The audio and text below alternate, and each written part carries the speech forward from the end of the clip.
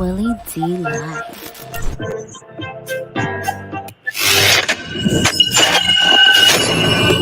Willie D Live.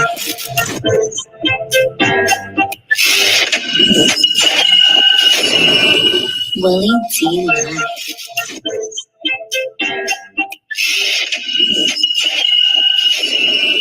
Willie D Live. Whoa, fam. Whoa. Don't know what that was about, but here we go. If it's your first time checking out the show, let me know what city, what state you're coming in from. If you're outside of the U.S., let me know what country you're representing. Family, I need you to smash up the likes, smash up the likes, smash up the likes. Also, if you have not done so already on YouTube, after you subscribe, there's a little bell next to your subscribe button. Go ahead and click that thing right now so you can get your notifications each time I drop a new video like this. That way you'll be in the loop. I'm gonna let a few hundred of y'all come in, then I'm going in, and in the meantime, and in between time, I'm going to give some shout outs to the early birds, and that would be, let's get the very first early bird on the scene, AK-47 Tactical Gun Furniture. What it do? What it do? Adrian Holt, what's going on? AMS.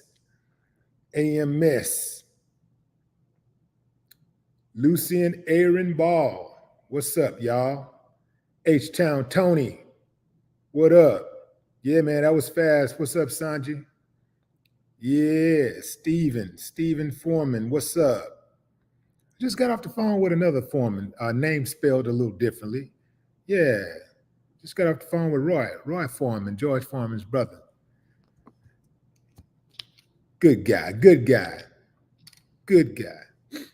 Anyway, fam, let's go in.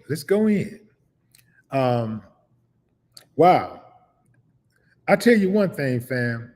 One thing about Diddy, when he make a move, and he make them fast. Diddy is no longer associated with Revolt.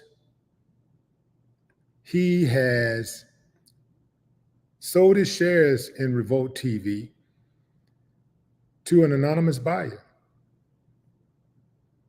I'm gonna tell you something, fam.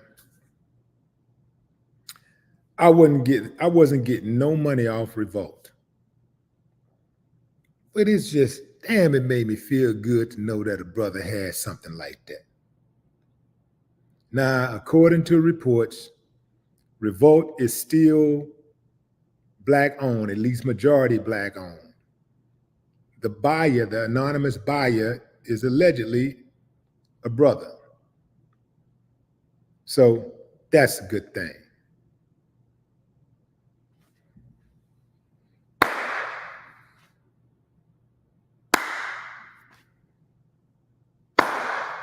I ain't got no problem with that because we need ownership. We absolutely need ownership. Man, Revolt been around since 2013 though. So 11 years, he had a chance to grow the brand and get money. But man, as H-Town Tony said, that was fast. Boy, he sold them shares fast, like bam, out, we out. What's going on? You know, perhaps Diddy just trying to get ahead of the 8-ball here, trying to make sure that he protect his assets. You know, not a bad play, not a bad play.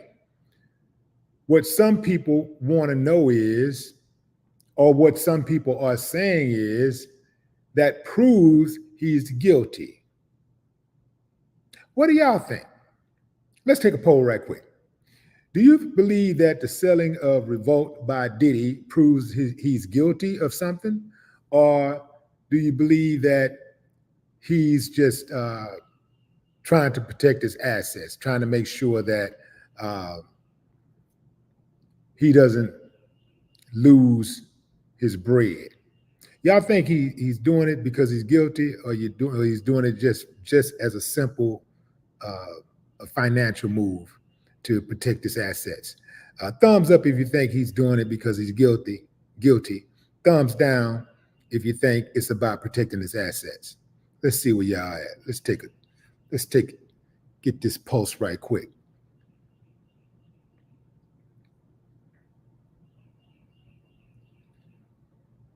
B more down, Lou up, EMC up, guilty up. So up is guilty, down is to protect his assets. It's just simply to protect his assets. Up, Grace, TMH undecided, TH undecided, Keish down, CJ up, Raymore down, Michael Edwards up, Jay up, Nicole up, Anai up, Jamal up, Chase and Andrew down, Patrick undecided, Sugar Cream up, Large Pow up, Rich Gemma up. Is that Gemma or Gemma? Up. Junebug up. Independent Grind down. Laura Thomas up. JP undecided. Latalia undecided, or is that both? Dro down. Adam Barney down. DCFN up. Sissy Royce up. Jermaine Ford up. Quinn down. Major Reed up. Master Diva. Yeah. It seems like y'all about split on this one. Seems like you're about split. I think he's absolutely selling his assets. I think he sold the assets primarily to protect his money, because the stocks in Revolt is going to plummet. In fact, I'm sure they're already down. I'm sure everything is already down. So rather than lose everything, rather than sink the whole company, he's like, look, let me just sell. Let me do a quick sale, and I'm out. Do a quick sale, throw this money in a trust so I can protect it. Boom. I think that's what's going on right now. Let me just make sure I protect as much money as I can, because from this point on, with all of those lawsuits, it's probably going to be difficult for Puff to make some money on the table. You know what I'm saying? They square money on the table, on top of the table. I think it's going to be very difficult. He's probably going to have to go the O.J. Simpson route. You know, O.J., anything he gets, any kind of money he gets on top of the table goes to Nicole Simpson and Ron Goldman's family. So they got a civil judgment against him. So any kind of real money, any money he make, even if he make $100, it goes to the family of the victims. So OJ has to live off that money that comes from the trust. His money is protected. It's in a trust. So he can still get, I think they said somewhere around, he pays himself, like the trust pays him like $30,000 a month, and it can't be touched. I have to give his financial advisor a call. They put that play together decades ago.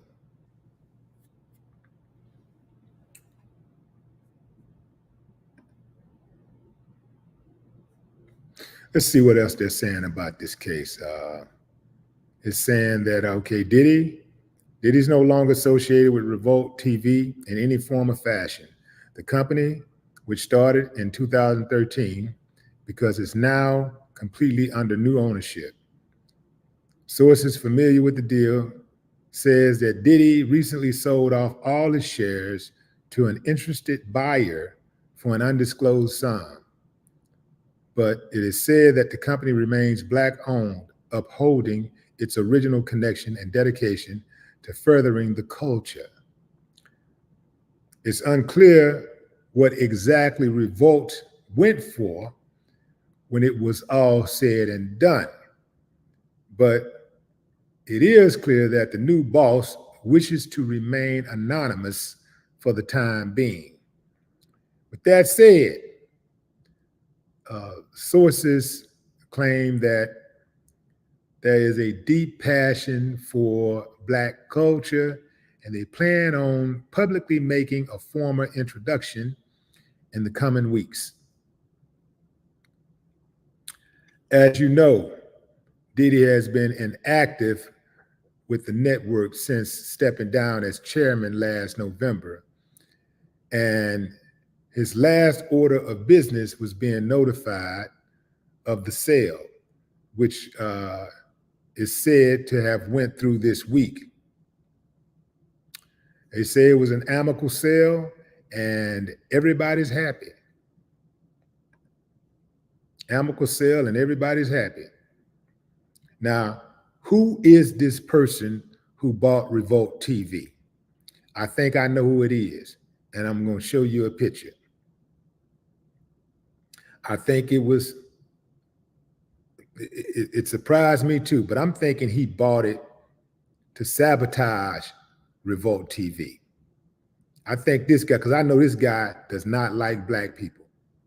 I think he bought it to sabotage Revolt TV. Y'all know him as Jason Whitlock. He is.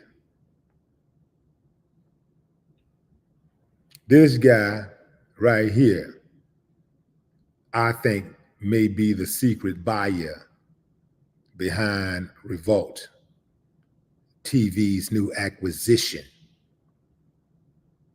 And I do not see anything positive coming from Revolt with him being at the head. If he's at the helm of Revolt, it's going to be some problems.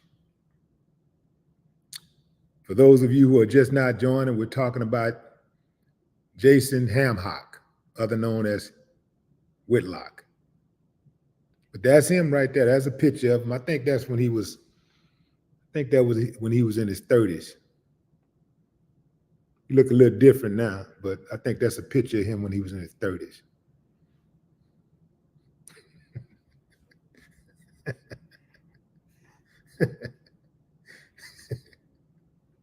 This is what he looked like now. Look at him, big old hater. It's a big old hater.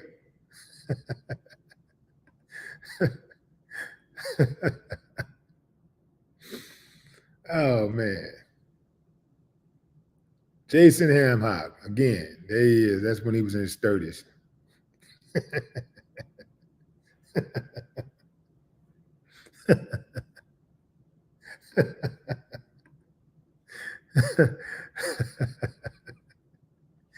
Barbara R., what's up? Omar Hawkins, what it do? What it do? What it do? Man, I tell you, man, I'm having fun with this Hamhock dude, but what Puff is going through is no laughing matter.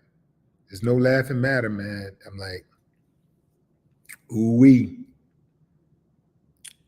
I was talking to one of my buddies today who was a judge, and he was like,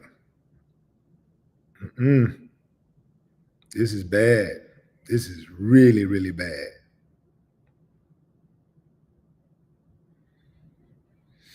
Yeah. This is bad. Have y'all seen the video of the youngster who's in the neighborhood, who's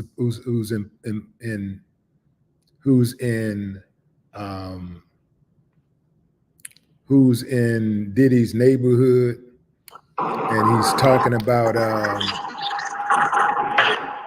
he's in Diddy's neighborhood and he's talking about how he watched the bus come through late at night with underage girls, and how if his ball end up in Diddy's yard, he just let it be, all of this stuff. And he's in the passenger seat of this Bentley. And he's talking about how he's a neighbor of Puffy. Y'all seen that? Here's the deal, family.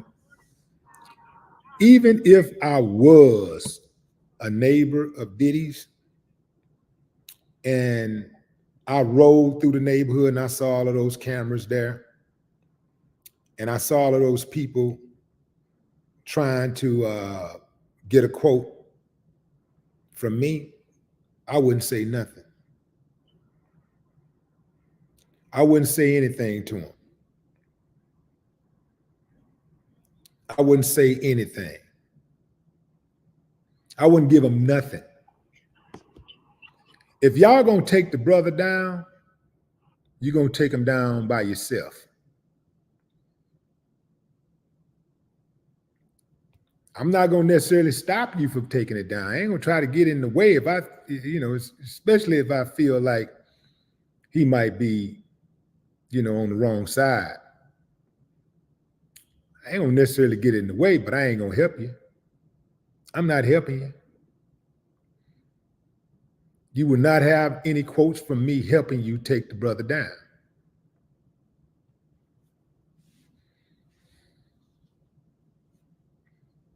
He just riding in the car. Like, I don't think I ever seen anything like that before. Even when it came to murder, I don't think I ever seen it. I've seen people say things like, well, he seemed like a nice person. He was quiet. He's always quiet. Or, they used to, fight a little bit or whatever. They might say stuff like that. Or they might, say something. They seem so nice. The kids were always nice. I used to always wave. They say stuff like that. Little pleasantries, I don't think I've ever heard anybody joking about something this serious, like joking, just laughing, ha, like they having a good time with it. I don't think I've ever seen that before.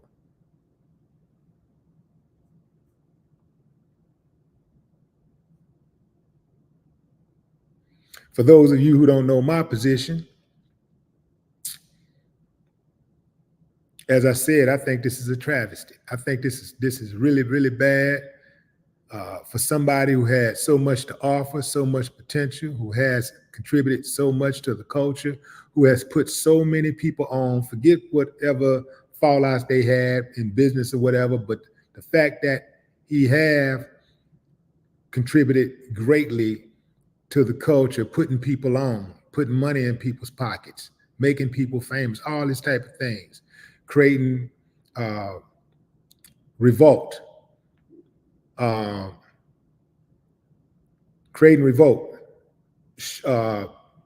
doing his partnership with the alcohol brand and the water brand, which I don't know if he's still a part of the water thing, but Sean John, he inspired millions and millions of people, not just black people, but he inspired millions and millions and millions of people. So you can't take that from him.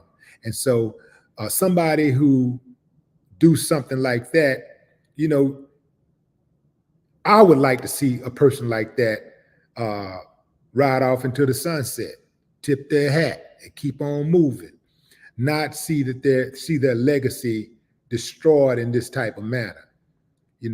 This ain't cool at all to me. However, if you prey on our community, if you prey on this society, if you become a detriment to to our community, if you become a detriment to society, then if you out here really doing the things that he was accused of doing, that like actually abusing women, sexually assaulting, all that kind of stuff, man, you got to go. It don't matter who you are. It don't matter who you are. You got to go. You got to go.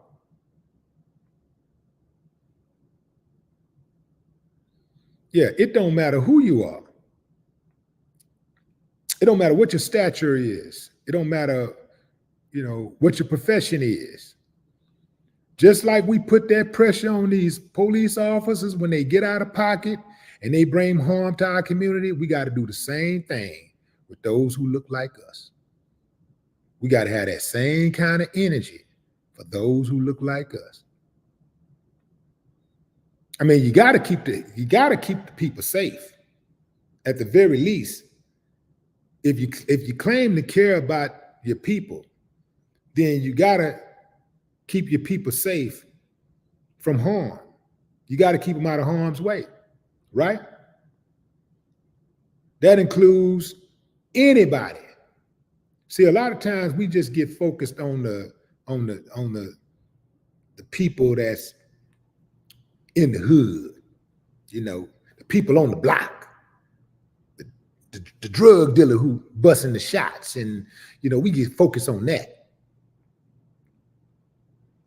We get focused on the welfare queen, you know, the chicks with the hair falling all off and stuff fighting at the gas station, the people that's running up in the stores stealing clothes.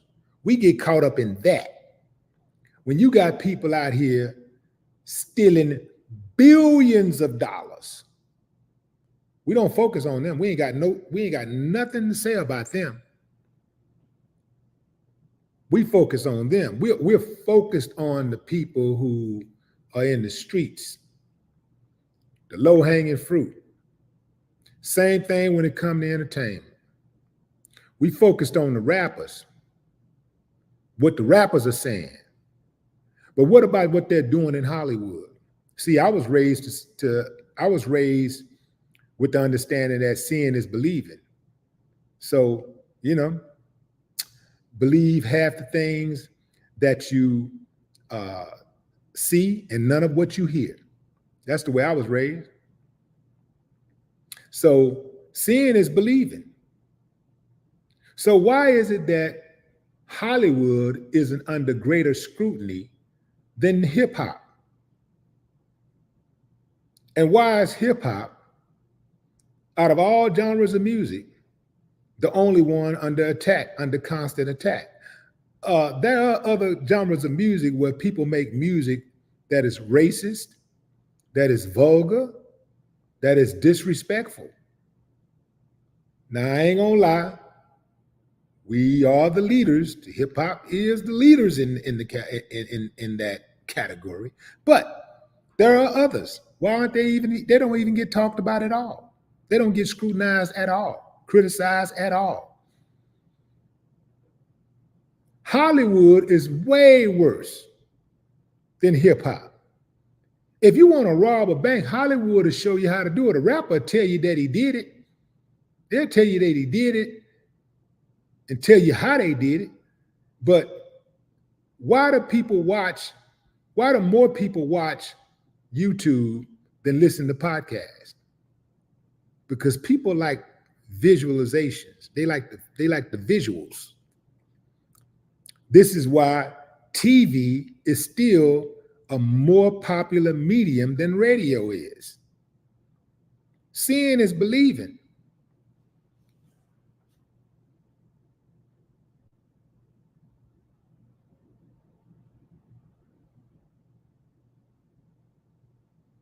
What's up, Reginald Hunt?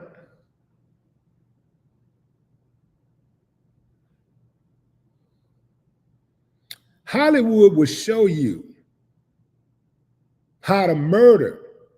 Hell, Hollywood even had a show on TV called How to Get Away with Murder. And they showed you how to do it. Thy Will Be Blood. The Exorcist. The Good, the Bad, and the Ugly. American Greed. Turn on American Greed right now. They'll show you how to steal and scam. Right now, they'll show you how. The rappers might tell you how. They might tell you what they did. But Hollywood will show you how it's done.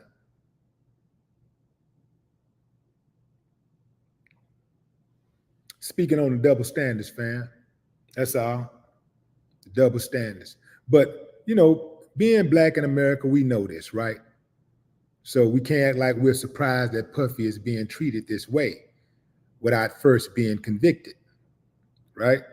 Because right now, What we have here is a lot of allegations. We got his word against those who have accused him.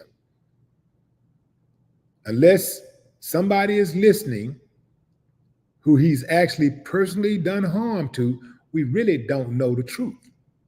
Now, we can speculate what the truth is, but we don't really know the truth.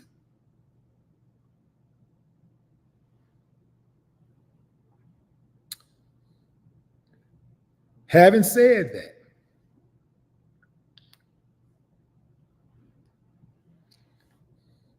if you are Black in this country and you decide to do something criminal, you better believe you are going to be treated differently. You are going to be pursued differently. You are going to be rated differently. You are going to be captured differently. You are going to be punished differently. You're going to be tried. You're going to be tried differently. That's what happens when you live in a bigoted society. When you live in a biased society with a biased judicial system, that's what you get. So knowing that, we almost have to be on our best behavior at all times. We got to be the least criminal-minded people in the country. We got to be at least the least criminal doing people, least criminal active, because we can't give them a reason. I mean, we can't give them an excuse. They already have a reason. We can't give them an excuse. They have a reason why they don't like us already. They already have their reason. They're just waiting on an excuse. When the police pull you over, oftentimes they already got their reason. They're profiling you. They already got the reason. They're just waiting on you to give them an excuse to do that. So before you come in that courtroom, they already don't like you. They're already not looking, they're already looking at you as subhuman, less than. So when you come into that courtroom, you're going into the courtroom oftentimes asking people to show you mercy who was hired to not show you mercy. Every now and then, it works out. It works out every now and then. But if you go up in that courtroom, they trying to give you some type of conviction. They trying to give you some probation, some time, starting with time, really. They trying to get you in there. I remember years ago, this was in the 90s, I was in the county jail, Harris County Jail, in a holding cell, waiting to see the judge. And there was an old Black dude in the jail cell in the holding cell. Well, we call them holding tanks, but it's just a cell. So it's me, old Black dude. The old Black dude was probably in his 60s. So it's me, him, a white dude the white dude had his third offense. It was his third drug offense, third drug possession offense. The Black dude had never been in jail before. He had never been in jail, had no kind of record at all. His crime, he was in there because his wife and he separated. Him and his wife separated. He went back to the house. He was not staying at the house, but he went back to her house or to their house and took his lawnmower out of the storage facility. Or not facility, but the storage house. She called the police and they arrested him for theft. It was a felony because I think it was a tractor lawnmower, which means that it cost a few $1,000s.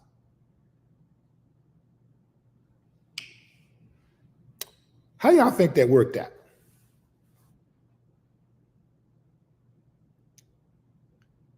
We sitting in the tank, jailhouse lawyers. We doing the jailhouse lawyer talk. Oh yeah, man. Talking to the white dude. Yeah, man. Man, they're gonna probably like just your third drug offense. Yeah, they're gonna probably offer you. They're gonna probably offer you at least a couple of years in prison. They're gonna probably offer you like somewhere between 2 to 5. We gullible. Naive. Tell the black dude, it's your first time.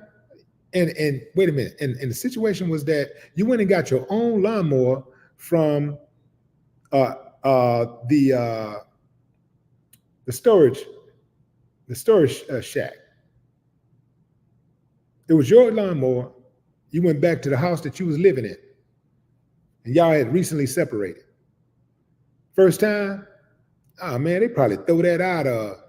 At the most, man, you probably get some probation. You ain't never been in trouble. Yeah, you probably get some probation. Family, listen to what I'm saying. On my mama, on my hood, this is what happened. The white dude came back with probation, deferred adjudication, which means that I can't remember how many years they gave him, but whatever that time was, as long as he completed that time without making any other mistakes, committing any other crimes, it would be wiped off his record. The black dude came back with 3 years in prison.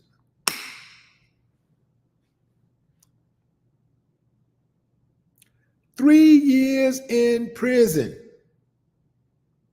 First time offense.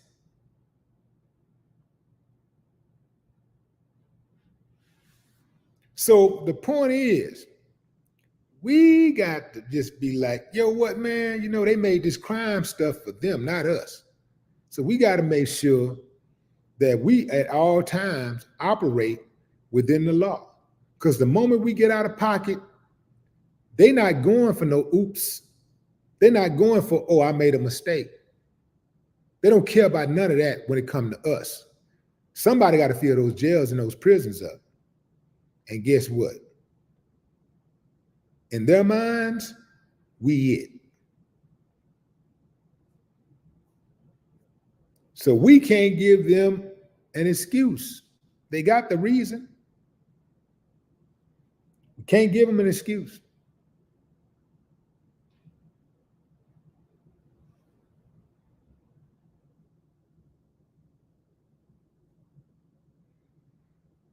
They put handcuffs on that dude, sent that dude to prison for 3 years because he went to his house where he recently broke up with his wife. They was just separated, wasn't even divorced. He went and took his lawnmower. And they gave that man 3 years probation. 3 years prison. And he ain't the only one. I got a buddy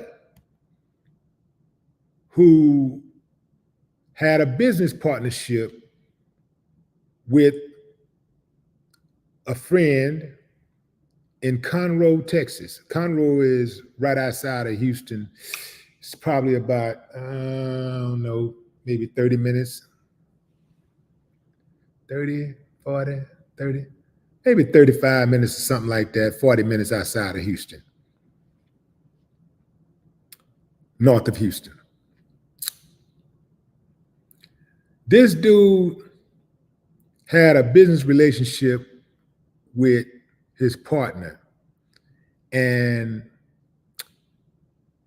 they was dissolving the business relationship.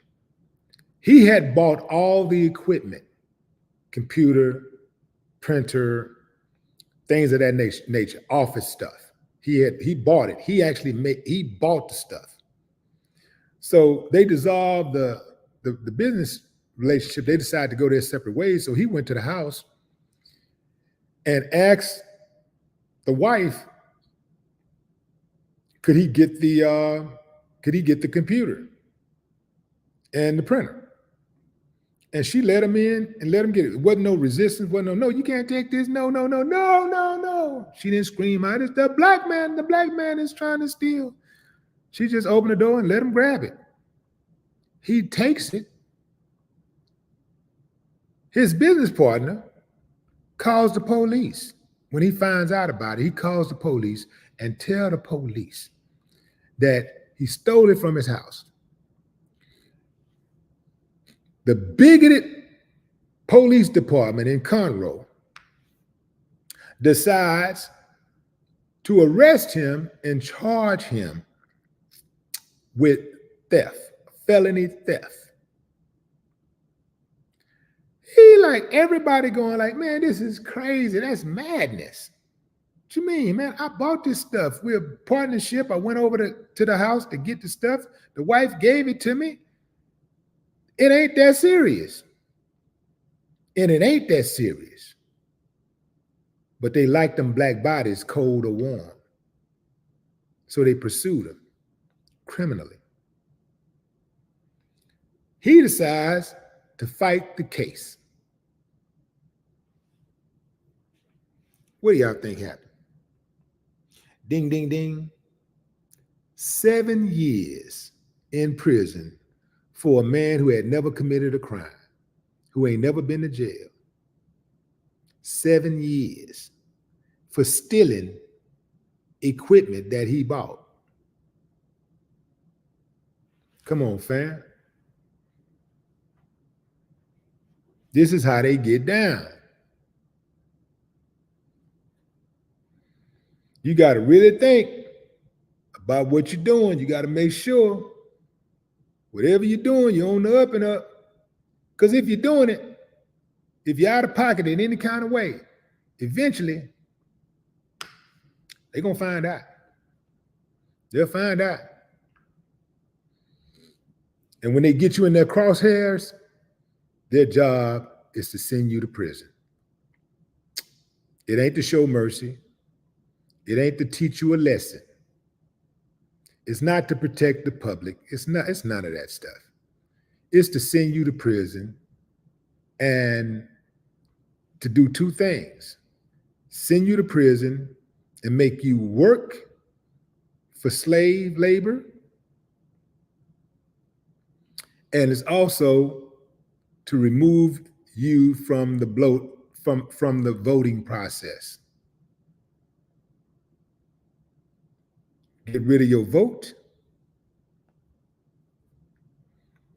Get rid of your vote. Make you work, make you a slave, make you work for slave labor. And if you got any kids, remove you from the household so that hopefully their lives will derail and they can make some bad decisions by not having a father in the house. And they can end up in a cell next to you. That's the game. That's the game. That's the game. Anybody tell you that ain't the game, they're a lie. That is the game.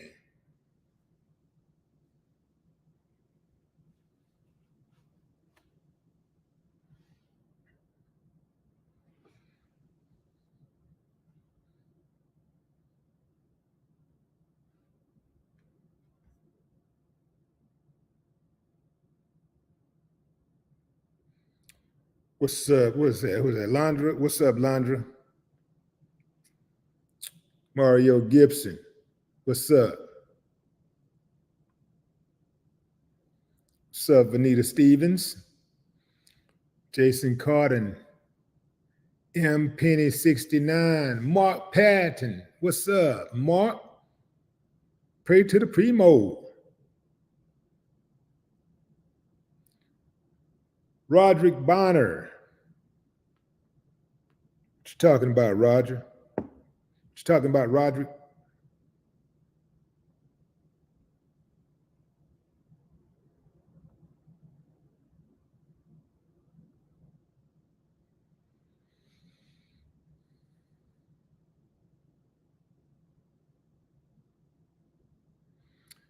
Okay, Solomon Moore says, Willie, come on, man. The system over with, my brother. This the year of karma time to pay. The system ain't never gonna be over with, my brother. Karma time to pay. The system is karma. Karma is the system.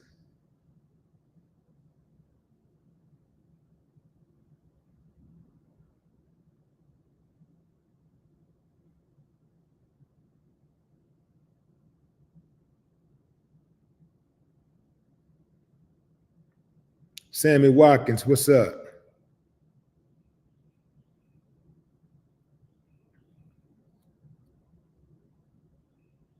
What's up, Reginald Hunt?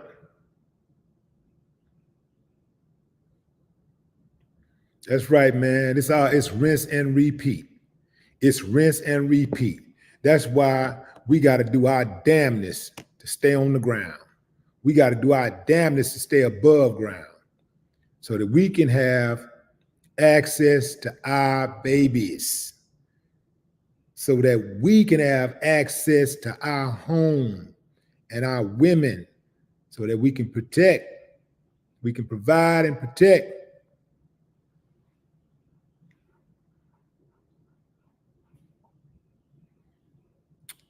Remove that man at the house is like wide open to be raped and pillaged. Dudes that plan on doing girls wrong, when they got a strong man in that house, they already know what come with that. They already know ain't gonna be no slapping around, boxing on her, sending her out in the public with black eyes. They already know what's gonna come with that. That's automatic. Put your hands on mine, you may as well lay down. Just go on, lay down. I don't want to hear it. I don't want to hear no talking. Just go on, just lay down.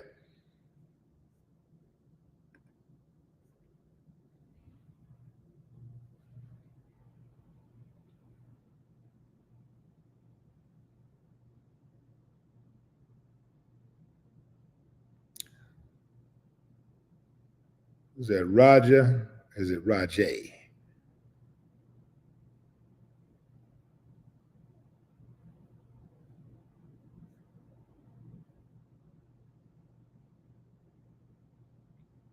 Charisma, what's up? Discourse motion.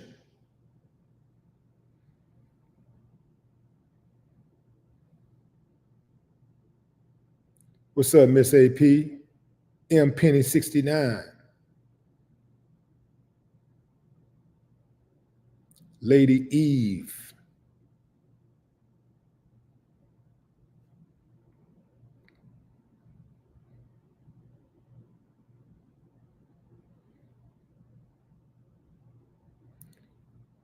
Okay, look like I got a troll.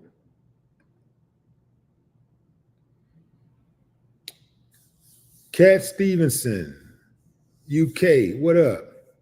Y'all see how I just blocked that troll? I banned him and moved right on and gave a shout out to a real supporter. Just kept it going. Just brush him off. Keep on moving. Why do I do that? Why do I block trolls? Because trolls are hoes. You got to get them on up out of that. All they do is try to cause confusion. That's their whole job, is to try to cause confusion. So I don't give them that glory at all. I destroy them. I ignore them. I disrespect them like everybody else in their life do. I neglect them like their mom and daddy do.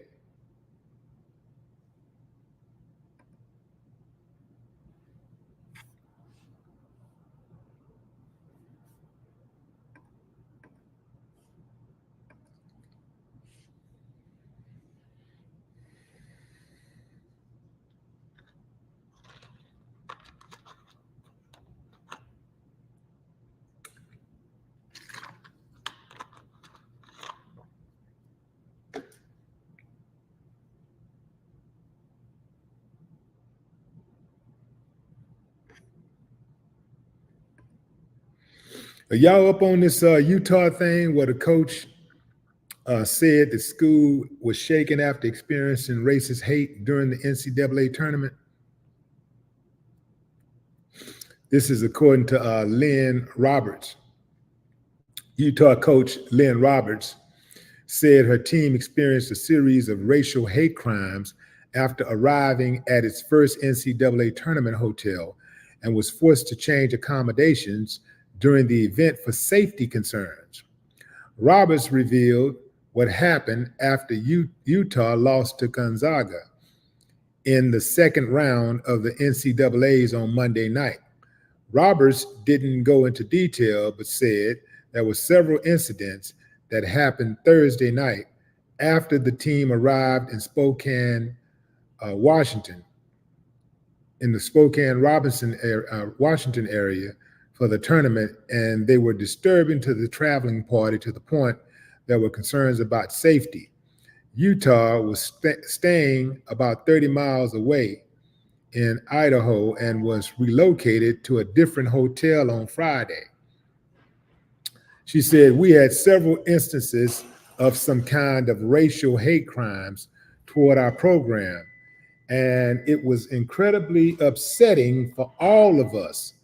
Roberts said in our world, in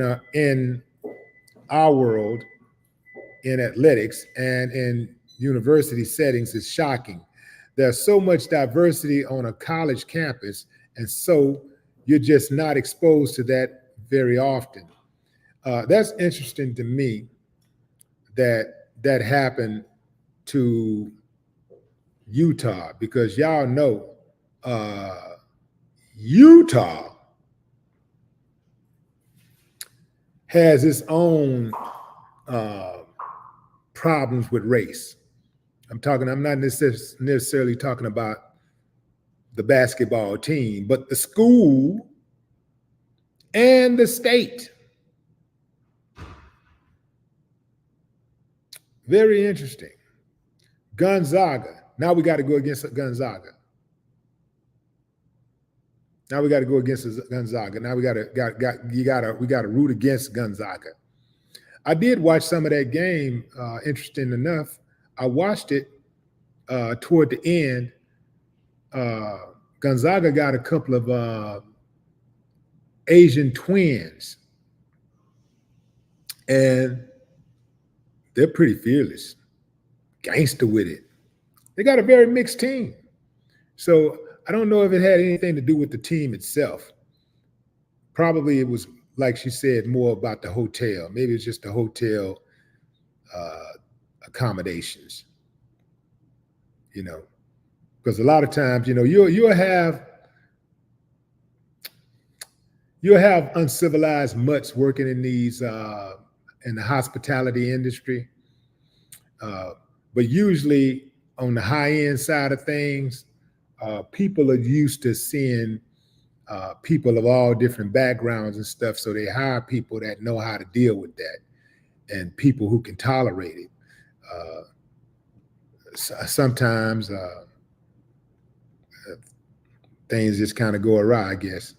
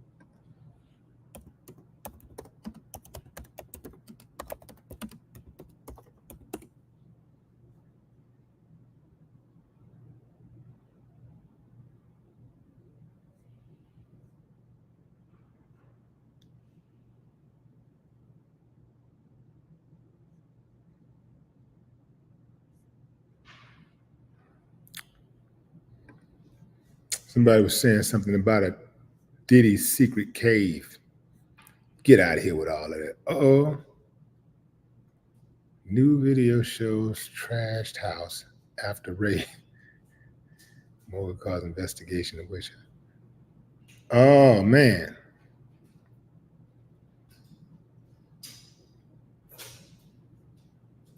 Man, they pretty much trashed Diddy crib.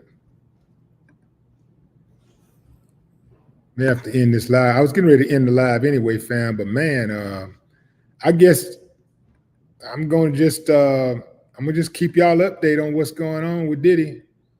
I do have to end this live though, but I will be right back.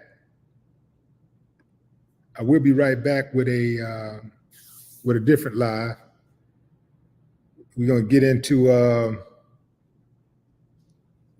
some other Diddy news.